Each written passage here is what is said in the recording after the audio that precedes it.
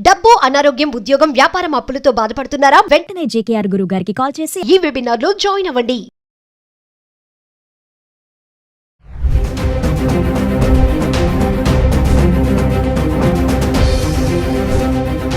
Sir ఇప్పుడు అమెరికాలో F1 visa రద్దు అయితే చట్టబద్ధంగా గనక అక్కడ ఉండే ఇంకా ఛాన్స్ ఉంది, ఎలిజిబిలిటీ ఉంటే గనక అదే ఆ హోదా ఉంటే మాత్రం వాళ్ళు ఉండి అక్కడ చదువుకోవచ్చు అని చెప్పేసి అంటున్నారు నిపుణులు. ఇది ఎలా చూడొచ్చు అంటారు సార్ ఒకసారి? ఈ వీసా అనేది ఆయన ట్రంప్ గారు ప్రెసిడెంట్ గారు ఎలక్షన్ రిజల్ట్స్ వచ్చిన నుండి మొదలుపెట్టింది. ఆయన పదవిలోకి వచ్చిన జనవరి నాకు తెలిసి 2 నెలల ముందు 2.5 నెలల ముందు నవంబర్లో అనుకుంటా కదా. సో అప్పటి నుండి అలజడి జనాల గుండెల్లో రైలు పరిగెత్తిస్తున్నాడు. ఎప్పుడు ఏ ట్రైన్ వస్తుందో తెలియదు, ఏ స్పీడ్లో వస్తుందో తెలియదు, ఏ ఎక్స్ప్రెస్ వస్తుందో తెలియదు, ఏ మూల నుండి ఏ మూలకి వెళ్తుందో తెలియదు. ఈ F1 లాస్ట్ టైం మనం J1, F1, H1B ఇవన్నీ కూడా రకరకాలుగా డీటెయిల్డ్గా మనం 3 నెలలు 4 నెలలు మాట్లాడుతూనే ఉన్నాం, మాట్లాడుతూ ఉండాల్సి వస్తుంది నెక్స్ట్ 4 years. సో F1 అనేది బేసికలీ చదువుకోవడానికి ఇచ్చిన వీసా, స్టూడెంట్ వీసా అంటాం F1 అనేది. అది H1B ఎంప్లాయ్మెంట్ వీసా. ఇక్కడ ఏంటంటే లేటెస్ట్ ఉన్న డెవలప్మెంట్స్ బట్టి చూసుకుంటే ట్రంప్ ప్రెసిడెంట్ గారు and down the level team రద్దు చేస్తున్నాం అన్నారు. F1 వీసాలను రద్దు చేస్తే లెక్క ప్రకారం అయితే వెళ్ళిపోవాలి. ఎందుకంటే వీసా అంటే వాల్యూ పోయింది, డివాల్యూ అయిపోయింది, ఉండకూడదు. కానీ అక్కడ క్లా ఏంటంటే F1 వీసా రద్దు చేసిన వీసా స్టాంప్ వరకు అది అప్లికబుల్ ఉన్నది, కానీ హోదాలో ఎఫెక్ట్ ఉండదు. సో వాళ్ళు నిజంగా సపోజ్ 3 సంవత్సరాలు ప్లస్ OPT ఉందనుకోండి, 1 year తర్వాత క్యాన్సిల్ చేస్తే వాడు దేశం వదిలి వెళ్ళిపోక్కర్లేదు, దేశంలో ఉండొచ్చు, చదువు కొనసాగించు, చేసే పనులన్నీ కార్యకలాపాలన్నీ చేసుకోవచ్చు. అయితే వీసా స్టాంపింగ్ మాత్రం కండిషన్ పెట్టారు. దాదాపు వాళ్ళు అబ్జర్వ్ చేసినట్టు 340 మంది ఈ మధ్యకాలంలో లాస్ట్ 1.5 monthలో 300-400 మంది ఆల్రెడీ ఆ కేటగిరీలో వచ్చారు. కాబట్టి ఆ కండిషన్ పెట్టి ఆయన సందు కోసం, ఛాన్స్ కోసం ఎదురుపడుతుంది. ఇప్పుడు మీరు చూసుకుంటే నేను చాలాసార్లు చెప్పాను, ఫ్యామిలీస్లో ఏమవుతుందంటే సడన్గా ఒక ఫంక్షన్లో ఒక ఇష్యూ రేజ్ అవుతుంది, 2 లేడీస్ మధ్య 2 boys పెట్టి వాళ్ళు దగ్గరే ఉంటుందని అరుచుకుంటారు. ఎందుకంటే ఆ ప్రాబ్లం ఇవాళది కాదు, అది ఎప్పుడో 1 year నుండి బాయిల్ అవుతుంది. ఈ అకేషన్లో చూసి మీ మీద అరుస్తారు. కానీ మీ దగ్గరే ఉంటే ఎందుకు అరుచుకుంటారు మీకు తెలుసా? ఇప్పుడు ఇద్దరు పక్క పక్కన అరుచుకుంటారు, ఎందుకు అరుచుకుంటారు చెప్పండి, మీకు ఏమైనా ఐడియా ఉందా? మనుషుల దగ్గర ఉన్న మనసులు దూరాలు ఉన్నాయి, అందుకని అరుచుకుంటారు. లోన మన స్పేస్ ఎక్కడో ఉంటుంది, అంత ఆ 1 year 2 years గ్యాప్ అనేది ఇక్కడ ఉంటుంది. అదేవిధంగా ట్రంప్ గారు ఏం చేస్తారంటే ఎక్కడైనా అవకాశం దొరికితే అక్కడ కట్ చేద్దాం, తోక తెరిచి అక్కడ పడేస్తే అక్కడ ఉంటాడు వాడు. లేకపోతే 100 మంది దగ్గరే తగినట్టే కదా, తెలుగులో సామెత సచ్చినోడి పెళ్లికి వచ్చిందే కట్నం అని. అట్లా దొరికిన షూట్ ఎట్ సైట్, అట్లా దొరికిన అక్కడే పంపించండి బార్డర్ అంటారు. సో బట్ అది అది కరెక్ట్ కాదు, 100% కాదు. అది వీసా స్టాంపింగ్ వరకే వర్తిస్తుంది. ఉండడానికి nobody can send them forcefully, because degree మధ్యలో ఆగిపోదు కదా. ఇప్పుడు హైడ్రా వచ్చింది, హైడ్రా వచ్చి కాలేజీలు స్కూళ్ళు పడగట్లే, ఎందుకంటే అకాడమిక్ ఇయర్ పోతే ఎవరు రెస్పాన్స్? మీరు ఒక 1 year సో మెనీ కాస్ట్. ఇప్పుడు పిల్లడి జీవితంలో 1 year అంటే చాలా వాల్యుబుల్. ఇప్పుడు తల్లిని అడిగారు అనుకోండి, కొంతమంది తల్లిలు ప్రీమెచ్యూర్డ్ బేబీని డెలివరీ చేస్తారు, వాట్ ఎవర్ రీజన్స్.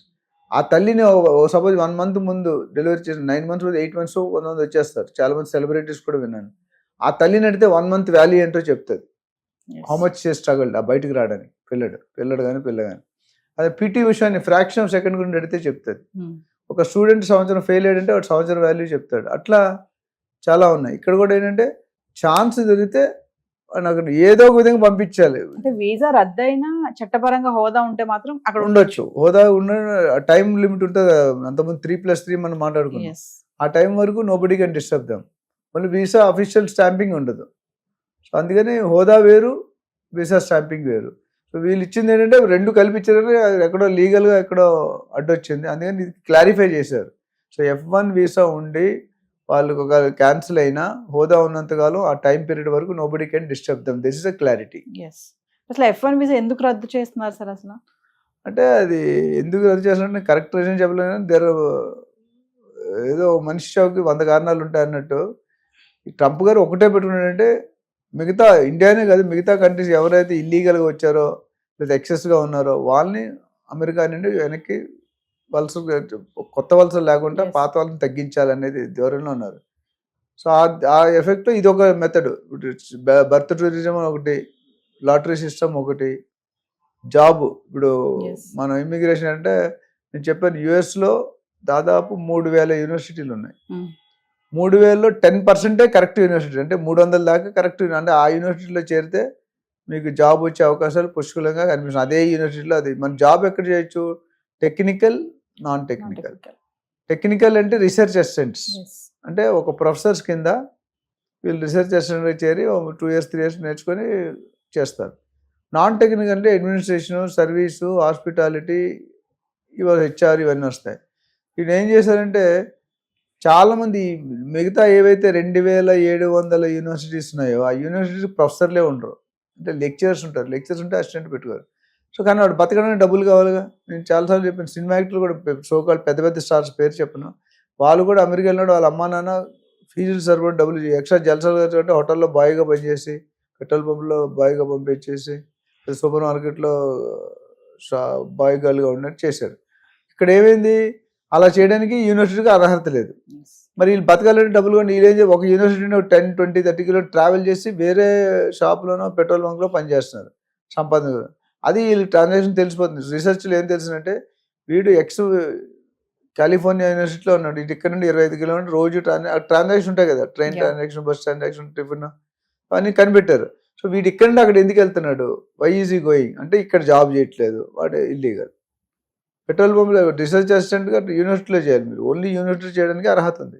మీరు బయట పెట్రోల్ పంపులో, హోటల్లో, మా ఫ్రెండ్ మా కజిన్ బ్రదర్ ఉన్నాడు, ఆయన పెద్ద కంపెనీలో పనిచేస్తాడు, రెస్టారెంట్ మేనేజర్, 12-13 మంది ఉన్నారు.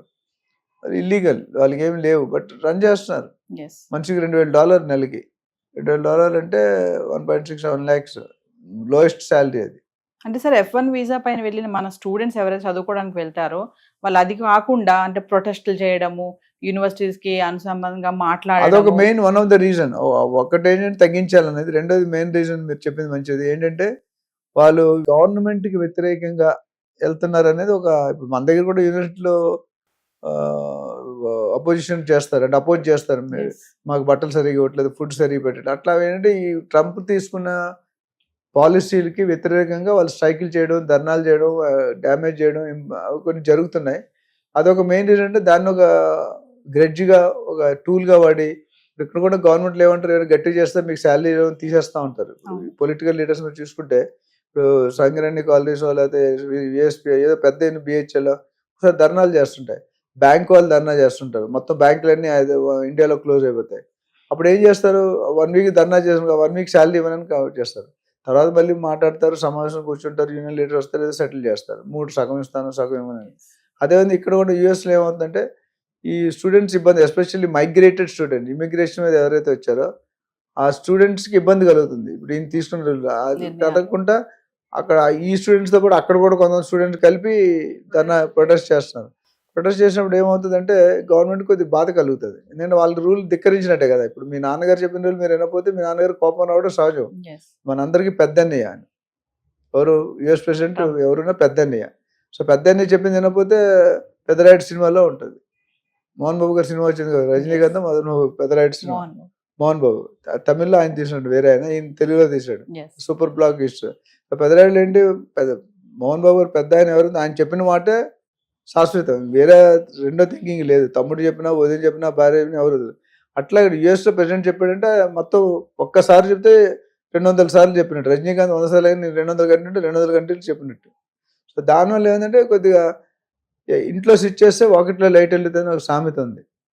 ఆ సామెత ఏంటంటే ఇప్పుడు ఈయన మనకు కొద్దిగా అపోజ్ చేయాలంటే ఏంటనేది ఒక మార్గం చూసు, ఇది ఒక వన్ ఆఫ్ ద వే. అంటే ఇప్పుడు ట్రంప్ కొంచెం అలర్ట్ గా ఉంటున్నాడు కాబట్టి ఈ టైంలో చదువుకోవడానికి వెళ్ళిన మన వాళ్ళు వేరే ఇలాంటి వాటిలో పార్టిసిపేట్ చేస్తే కనుక F1 వీసా రద్దు చేస్తారు. ఒకవేళ రద్దు చేసినా వెంటనే రావాల్సిన చెయ్యాలని గ్యారంటీ లేదండి. ఒక మెథడ్, ఇప్పుడు ప్రెసిడెంట్ డెసిషన్ ఈజ్ ఫైనల్. ఇప్పుడు ఇందాక యూనివర్సిటీ మాట్లాడారు, ultimately Telangana government head is the final decision maker.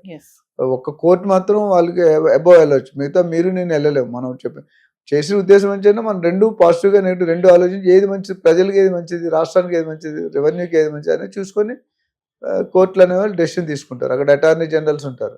ఇక్కడ ఓవరాల్ ఏంటంటే గవర్నమెంట్ అపోజ్ చేస్తే ఆవిడ ఊరుకోరండి. అది చెడ్డ పని అయితే డెఫినెట్గా రియాక్షన్ ఉంటుంది, మంచి పని అయితే యాక్సెప్ట్ చేస్తారు. It all depends on the present state of affairs. Thank you.